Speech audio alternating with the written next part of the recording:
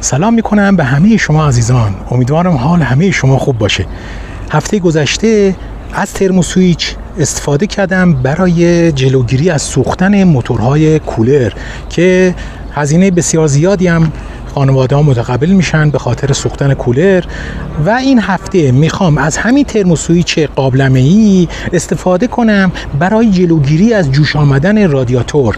یعنی این روش یه روش خاصی هست و من در جایی هم ندیدم این روش رو.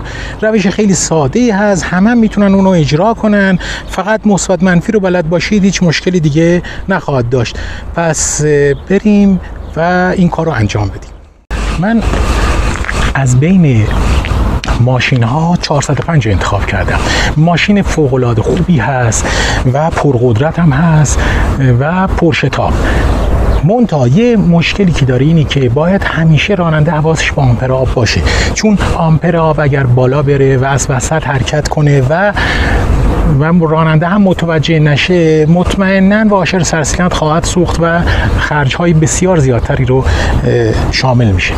با روشی که میخوام انجام بدیم نیازی به اصلا سیستم اتومبیل جدا هست و سیستم ما هم جداست و کاری به سیستم ماشین نداریم و این فنی که فعال میشه میتونه با این ترموسویچ راحت کار کنه. خب بریم کارو شروع کنیم. اگر دقت کنید من این پنجره جلویی رو 4 تا پیچ داره، 2 تا پیچ این پایین از 2 تا پیچ اون بالا، من اینا رو باز کردم. الان اگر اینو در بیارم میبینید که 2 تا فن وجود داره. فن‌های پژو 405 هر کدومش از 100 وات تا 350 وات میتونه قدرت داشته باشه. بنابراین وقتی دور تون قرار میگیره هر دو فن تقریبا 700 وات مصرف میکنه و این خیلی زیاده واقعا و هر فنی هم تقریبا 28 آمپر میکشه. ولی وقتی دور کند هست در حقیقت این فن‌ها 100 وات هستش و مصرف بسیار کمتری داره و رو هم دیگه میشه 200 وات. پس من نگاه کنید این رله، یک رله اینجا است، یک رله اینجا است و یک رله هم اینجا است. این رله دور کند هست. من فقط با این رله کار میکنم. میخوام فقط دور کند رو فعال کنم. اگر دور کند در دمای پایین فعال بشه دیگه نیازی نیست که فن دور کند تندم اجرا بشه، پس خودش اتوماتیک خنک میشه. نگاه کنید این رادیاتور در اینجا قرار داره و این هم جنت هست. شما هم از این جنته میتونید استفاده کنید، هم از بدنه موتور استفاده میتونید بکنید و این ترموسویچ رو میتونید هر جایی نصب کنید که میبینید مناسب هست. من اگر اینو اینجا نصب کنم روی رادیاتور بهتر هست. چرا؟ چون زمانی که فن کار میکنه اولین جایی که متوجه میشید دما اومده پایین همین رادیاتور هست. پس به راحتی میتونیم این کار رو انجام بدیم.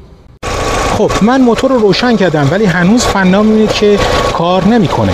خب دمای اینو من اگر اندازه بگیرم روی این جنت، حالا ببینید چه دمایی رو میده بهمون.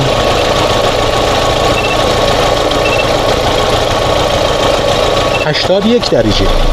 من اگر آمپرم نگاه کنید متوجه میشید که هنوز به وسط نرسیده و فنها هم شروع به کار نکردن. آن فنها دور کند رو شروع کردن و حالا دمای اینجا رو ببینیم چقدر هست این دما.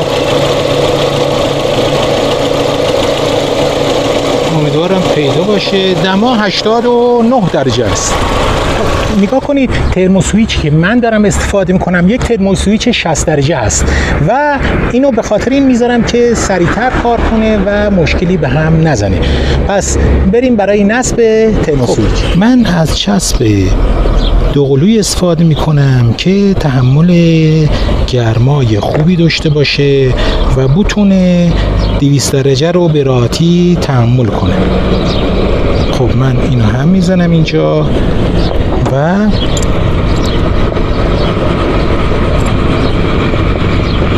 اطراف اینو قرار میدم.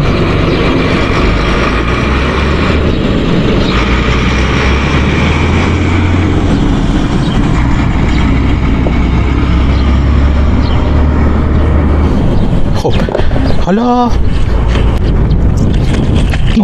اینجا قرار میدم. اینجا رو مشخص هست، امیدوارم که مشخص باشه.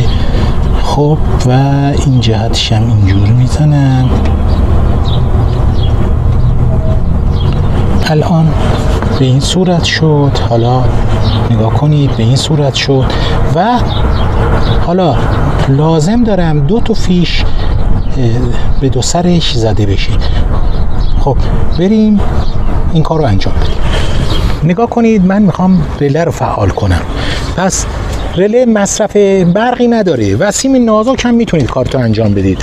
فقط سیمی استفاده کنید که عایق خوبی داشته باشه. فقط همین، نازک باشه هیچ مشکلی ایجاد نمیکنه. حالا من اینو وصل میکنم به همون ترموستات. نگاه کنید 2 سرش فیش هست و 2 سرش هم آزاد هستش به هر به اون جایی که میخوام نصب کنیم. خب بریم برای نصب این فیش ها. گرفته من یه فیشو این بر میذارم، یه فیشم به این صورت این طرف. فرقی نمیکنه کدومش باشه چون دوتاش منفی میخوام وصل کنیم. که دیگه‌شم به این طرف. خب حالا این سیمو باید خیلی منظم از کنار این رد کنم. من کاری کنید که کار تمیزی بشه و مشکل ساز نشه. خب سلیقه هر کسی فرق میکنه، خیلی منظم بعضیا کار میکنن. خب من این سیمو از این طرف آوردم و در اینجا میارمش و یه تایرپ اینجا میزنم که اینو محکم بگیره. بعد سیمو از این طرف نگاه کنین، من فقط یه نخین میخوام که وصل بشه به رله و از این طرف اینو میارم پایین. راه زیاد داریم و راحت رد میشه اینجا. خب پس نگاه یه نخش از این طرف اومد، یه نخش هم این طرف هست، یه نخ از اون. حالا اینجا اگر نگاه کنید رله ها رو اینجا قرار دادن به خاطری که جریان خیلی بهتر بکشه بده به این فنها و الا رله ها رو در جای دیگه قرار میدادن. حالا نگاه کنید اگر من این رله رو نگاه کنید، من اینو نزدیک میکنم که کاملا متوجه بشید به چه صورت هست. خب این رله اولی رو ما کار داریم فقط چون میخوام دور کندو حرکت بدیم. این رله رو من در میارم. خب از کاورش بیرون میارم اینو. خب اگر که این رله به این صورت هست، حالا نگاه کنید سیمی که آوردیم بیرون چون نازک هست، من اینو نگاه کنید اگر پایینه زیر اینو نگاه کنید میبینید که یه سیم نازک سفید هست. سیم های ضخیم و کاری نداریم. این سیم سفید اومده به این بالا، به این جا وصل شده. من میتونم اینجا اینو قرار بدم اینجا و رله هم روی اون قرار بدم به همین راحتی. نگاه کنید به این صورت.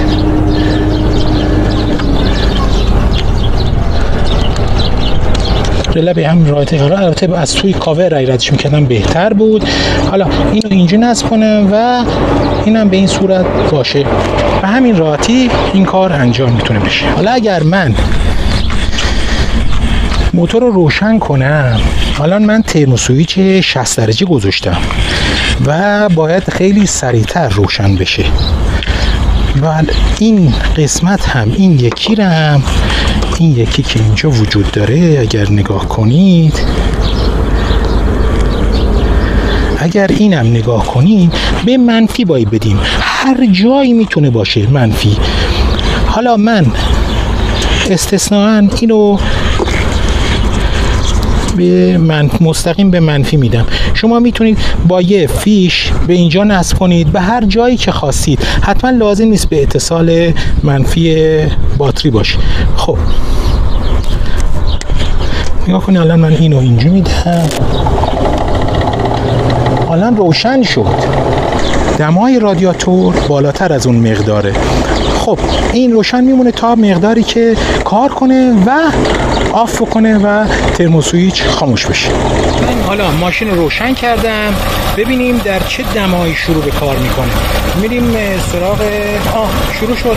حالا بریم نگاه کنیم ببینیم در چه دمایی کار کرده مشخص بشه برامون. نگاه کنید کجا روشن شده، خیلی کمی، آمپر هنوز زیاد هم بالا نرفته.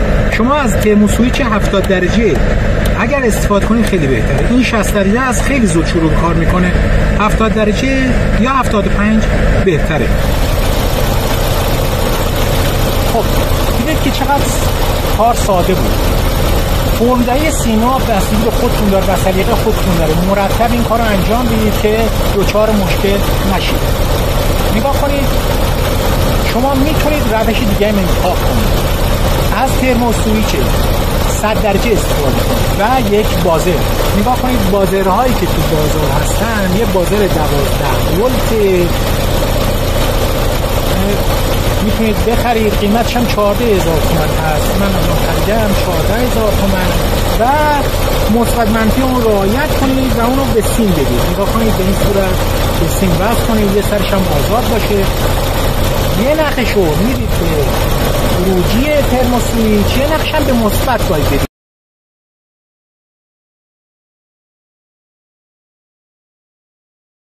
حالا مثبت میتونه جای مختلفی باشه. این فیوزا مثبت هست که اینجا قرار داره، این فیوزا مثبت هست، میتونید مثبت رو به اینجا بدید. حالا ماشین خاموش شد چون این فیوز دائم کار هست و منفی رو به اینجا بدید. اگر که من این کارو بکنم، حالا نگاه کنید به چه صورت در میاد، چه صدایی هم میتونید بدید. ببینید چه صدایی میده. شما میتونید این بازه رو به این صورت در اینجا قرار بدید. نگاه کنید حتما لازم نیست که پشت این صندوق قرار بدید و اینجا رو چسب بزنید. به این راحتی لازم نیست تو اتاق ببرینش داشبورد چون صداش زیاد هست و شما متوجه میشید که دمای چی بالا اومد، صداش خیلی زیاده و راننده هم متوجه خواهد شد. خب دیدید که چقدر ساده این کار انجام شد. فرم‌دهی سیم بستگی به سلیقه خودتون داره که چقدر منظم این کار رو انجام بدید، با تایرپ انجام بدید، تغییر حالت نده این سیم ها. و شما اگر خواستید که فن رو فعال کنید، بهتر از ترموسویچ 70 یا 75 درجه استفاده کنید. ترموسویچی که به خود از بازار تهیه کنید باید بگید ترموسویچ قابلمه‌ای نورمال اوپن و 70 درجه سانتیگراد. پس آمپرش زیاد مهم نیست، اکثرا 10 آمپر هستن این قابلمه‌ای‌ها و خیلی هم راحت میتونه قطع و وصل کنه تا مدت‌های زیادی کار کنه و هیچ مشکلی هم به هم نمیزنه. حالا اگر خواستید از بازر استفاده کنید، یه بازر 12 ولت حدوداً 14,000 تومانه و یک ترموسویچ 100 درجه استفاده کنید. پس ترموسویچ 100 درجه‌ای که برای بازر میخواید باید 100 درجه سانتیگراد و نورمال اوپن باشه. پس ترموسویچ قابلمه‌ای نورمال اوپن 100 درجه سانتیگراد تهیه کنید. خب ترموسویچ‌های قابلمه‌ای هم حدوداً 30,000 تومان هست تو بازار اگر که گرون نشده باشه. امیدوارم که از این برنامه خوشتون اومده باشه. تا برنامه‌های آینده، خدا نگهدار.